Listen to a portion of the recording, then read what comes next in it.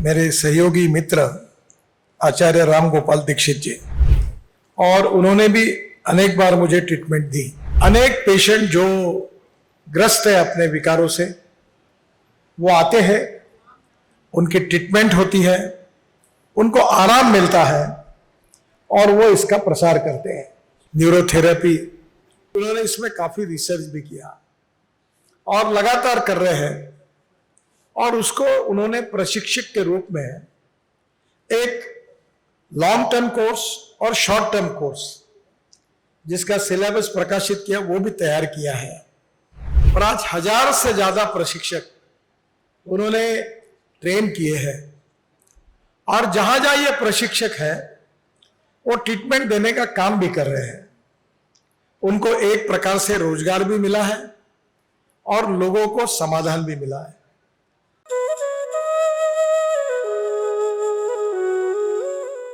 मैं अनुरोध करूंगा माननीय नितिन गडकरी जी द्वारा हमारे आए हुए सभी लोगों को मार्गदर्शन करें और आरोग्य पीठ को अपने आशीर्वाद से। माननीय नितिन गडकरी जी।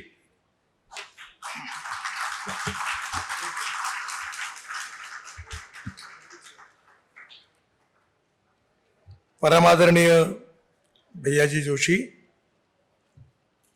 पूज्य आचार्य डॉक्टर लोकेश मुनि जी,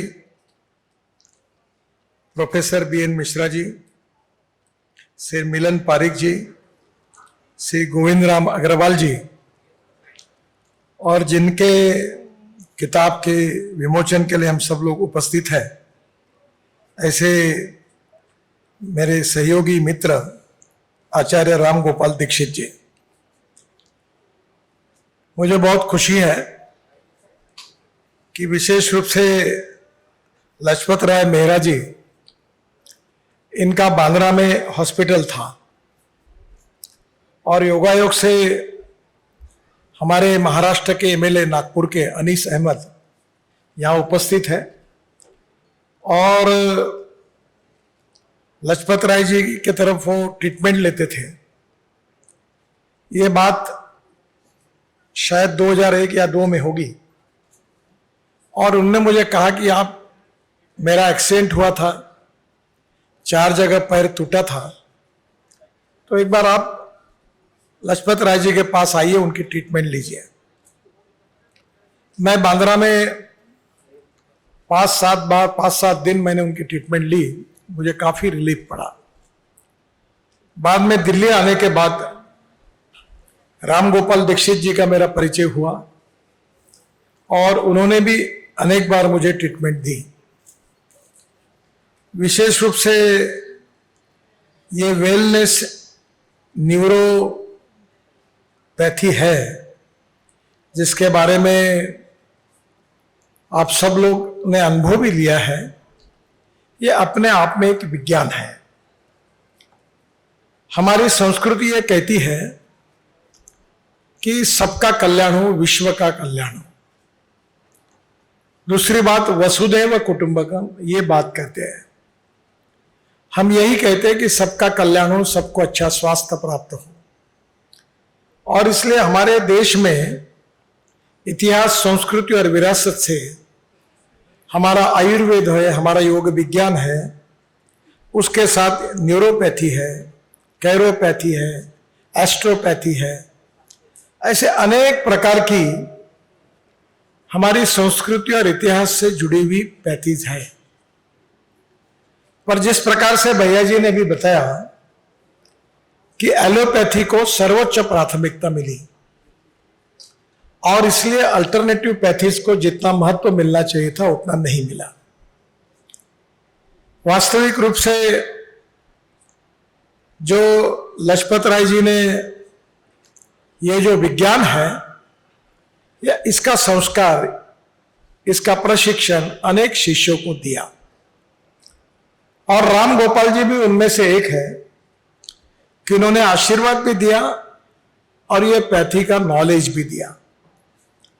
पर इसमें खुशी की बात यह है कि मैं अक्सर राम गोपाल जी को कहता था कि तुम सरकार के पास मत जाओ, तुम लोगों को मत बोलो, तुम्हारे चमत्कार के बिना कोई नमस्कार नहीं करता। जब तुम लोगों को ट्रीटमेंट देंगे, लोगों को फायदा होगा, तो दुनिया में वैसे ही जय जयकार होगा।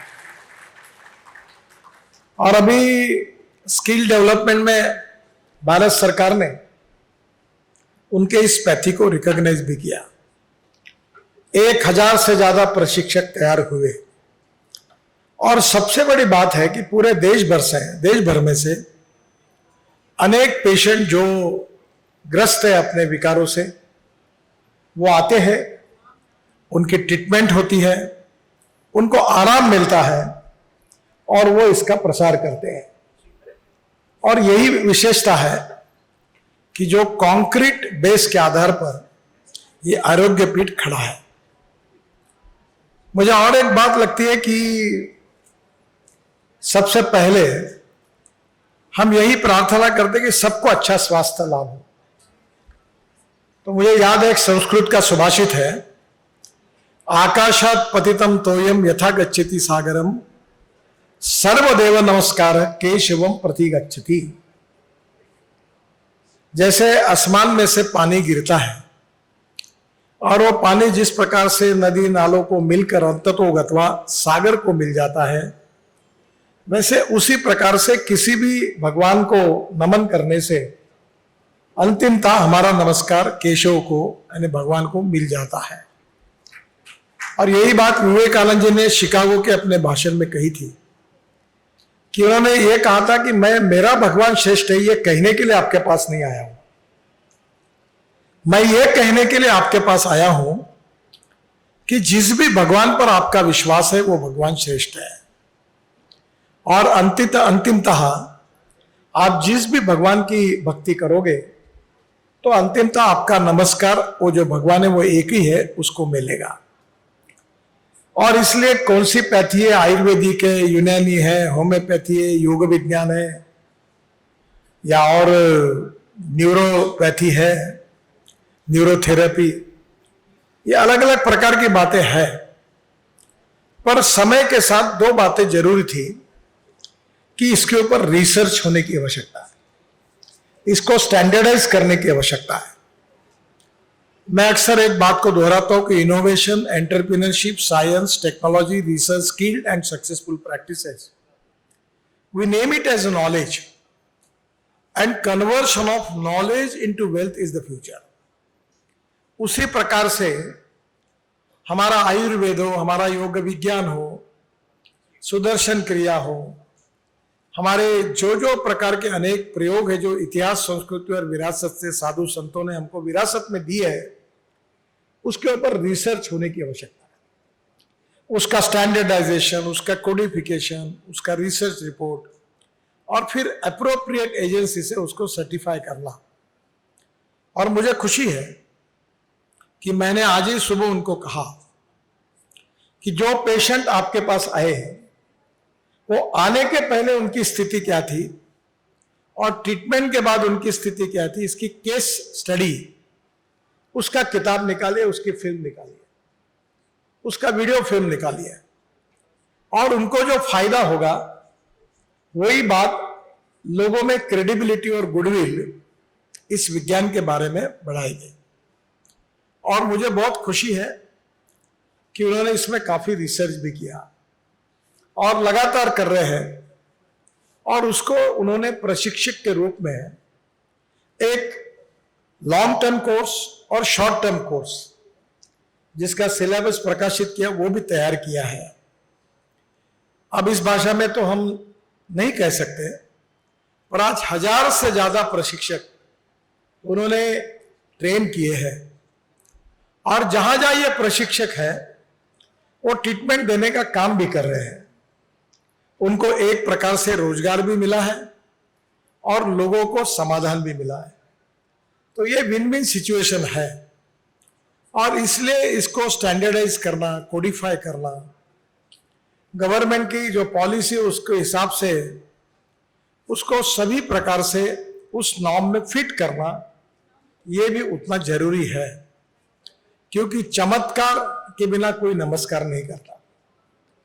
नमस्कार उसी समय करता है जब चमत्कार होता है, पर चमत्कार को भी सरकारी भाषा में स्टैंडर्डाइज करना पड़ता है और तभी लोग उसको रिकॉग्नाइज करते हैं, रिस्पेक्ट करते हैं।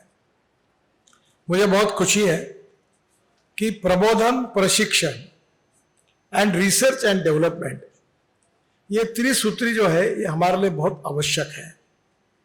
पूरे विश्व में आज हमारी इतिहास, संस्कृति, विरासत, मूल्याधिष्ठित जीवन पद्धति, परिवार पद्धति, इसकी चर्चा है।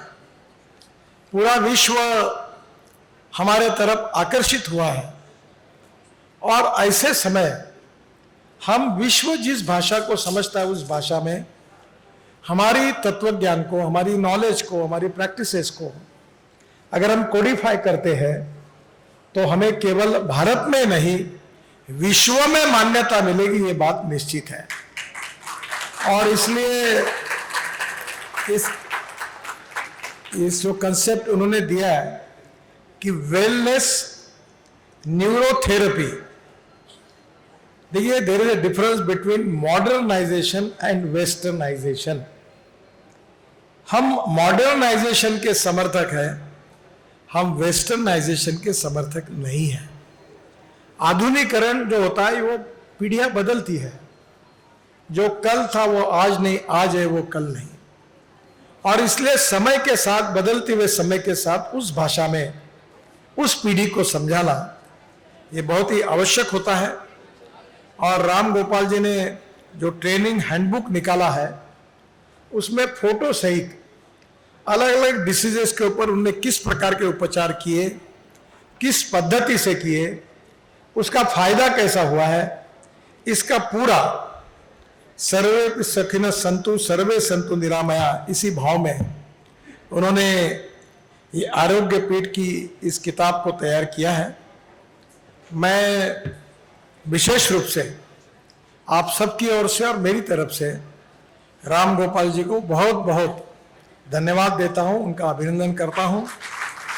उन्होंने प्रॉस्पेक्टस भी तैयार किया है, वेबसाइट भी तैयार की है और उस पर जो पेशेंट है उनके अनुभव भी है। और आरोग्य पीठ को एक रिसर्च और ट्रेनिंग इंस्टीट्यूट के रूप में तैयार करने का उनका सपना भी है, उद्दिष्ट भी है। मुझे विश्वास है कि विशेष रूप से राम गोपाल जी को लजपत राय जी मेहरा जी, इनका आशीर्वाद उनके साथ है। उन्होंने इसकी शुरुआत की, उन्होंने इसको विकसित किया और विकसित करके राम गोपाल जी जैसे अपने शिष्यों के पास उसको सौंपा। उन्होंने उसमें और अध्ययन किया, रिसर्च किया, प्रयोग किए और उसके आधार पर ये जनता को, सर्वसामान्य लोगों को कोई भी साइड इफेक्ट्स न होते हुए एक अच्छे परिणाम इससे मिल रहे हैं।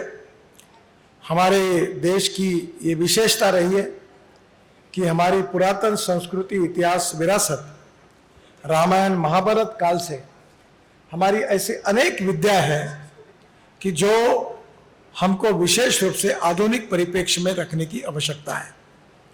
शायद आप में से अनेक लोगों को पता नहीं होगा कि हमारे वेदों पर और आयुर्वेद के ऊपर हमसे ज्यादा रिसर्च जर्मनी में हो रहा है। अब वहां के लोग उसको रिकॉग्नाइज करते हैं, पर हमारे देश में स्वाभाविक रूप से उससे और ज्यादा प्रयास करने की आवश्यकता है। मुझे बहुत खुशी है कि हमारी परंपरागत ये जो एक प्रकार की वैश्विक विज्ञान है उसको राम गोपाल जी ने मॉडर्न कंसेप्ट में डालकर ये जो प्रॉस्पेक्टस और उसके साथ साथ वेलनेस न्यूरोथेरेपी के रूप में आपके सामने प्रेजेंट किया है, वो जनता को एक नई दृष्टि देगा, विजन देगा, इसको और पॉपुलर करेगा और लोगों को इसका फायदा मिलेगा। और जो बात हमारी संस्कृति में कही जाती है कि सर्वे पे सुखिनः सन्तु सर्वे सन्तु निरामया, सबका सुखी समाधानी जीवन बने, निरोगी जीवन प्राप्त हो, सबको स्वास्थ्य अच्छा प्राप्त हो, यही भावना, यही प्रेरणा इसके पीछे है। आखिर में एक ही बात कहूँगा कि कौन से माध्यम से आराम पड़ाए ये महत्व नहीं है, पर पेशेंट को आराम पड़ना चाहिए, ये सबसे आवश्यक है। गरीब से गरीब व्यक्ति व्याधि से त्रस्त होता है और उसको साइड इफेक्ट्स न होते हुए इससे जब समाधान मिलता है, उसको स्वास्थ्य को लाभ मिलता है, तो एक प्रकार से ये ईश्वरीय सेवा ही है।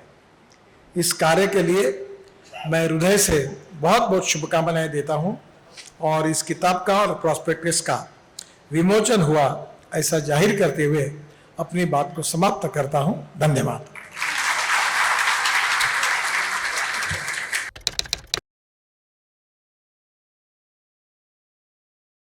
न्यूरोथेरेपी का कंप्लीट कोर्स सीखने के लिए जुड़िए हमारे ऑनलाइन ट्रेनिंग प्रोग्राम से और जानिए करीब 100 बीमारियों का इलाज बिना दवा और बिना मशीन के। इस न्यूरोथेरेपी ऑनलाइन ट्रेनिंग प्रोग्राम से आप घर बैठे बन सकते हैं गवर्नमेंट सर्टिफाइड न्यूरोथेरेपिस्ट। रजिस्ट्रेशन के लिए नीचे दिए गए नंबर पर अभी कॉल करें और हाँ, हमारे वीडियो को लाइक करना, शेयर करना और चैनल को सब्सक्राइब करना बिल्कुल भी ना भूलें। धन्यवाद।